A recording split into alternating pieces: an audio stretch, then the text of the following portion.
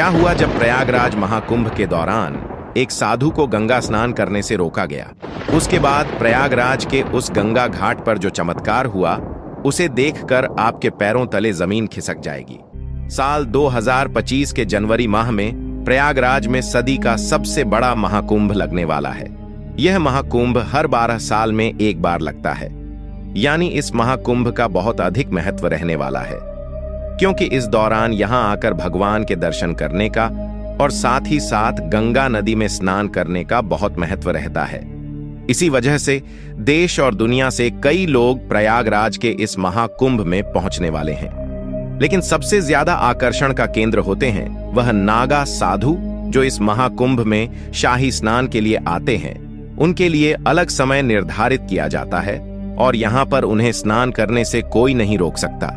लेकिन अभी हाल ही में जो घटना सबके सामने निकल कर आ रही है, उसने सभी के होश उड़ा दिए।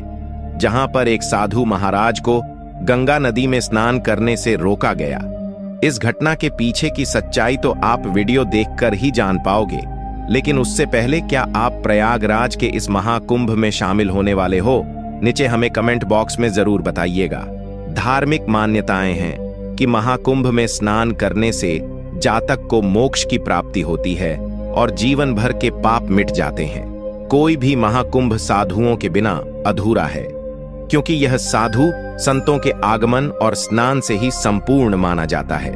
देश भर से साधु महाकुंभ शुरू होने के कई दिनों पहले ही प्रयागराज पहुंच जाते हैं। इस घटना की शुरुआत होती है मध्य प्रदेश के महेश्वर में रहने वाले राधानंद जी महाराज से, जिन्होंने बचपन में ही अपने घर का त्याग कर दिया था। 9 वर्ष की उम्र में उन्हें आध्यात्म की पहचान हो चुकी थी। उन्होंने अपने घर बार का त्याग करके भिक्षा मांगकर ही अपना जीवन व्यतीत किया था। राधानंद जी महाराज रोजाना सुबह 4 बजे उठकर ठंडे पानी से स्नान किया करते थे और भिक्षा प्राप्त करने के लिए निकल जाते थे। उन्होंने अपने जीवन काल में सांसारिक सुख का त्याग करके कई तपस्याएं की और कई सिद्धियां हासिल की।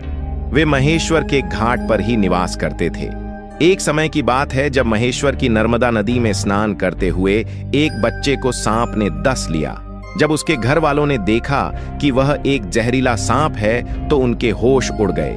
बच्चा धीरे धीरे दम तोड़ रहा था, लेकिन वहीं पास में राधानंद जी महाराज बैठे हुए थे। जब उन्होंने उस बच्चे की हालत देखी और उसके माता पिता को रोते हुए देखा, तो उस बच्चे के पास आए और जिस स्थान पर सांप ने डसा था वहां पर हाथ रखकर महादेव के कुछ मंत्रों का उच्चारण किया और चमत्कार कुछ ऐसा हुआ कि उस बच्चे का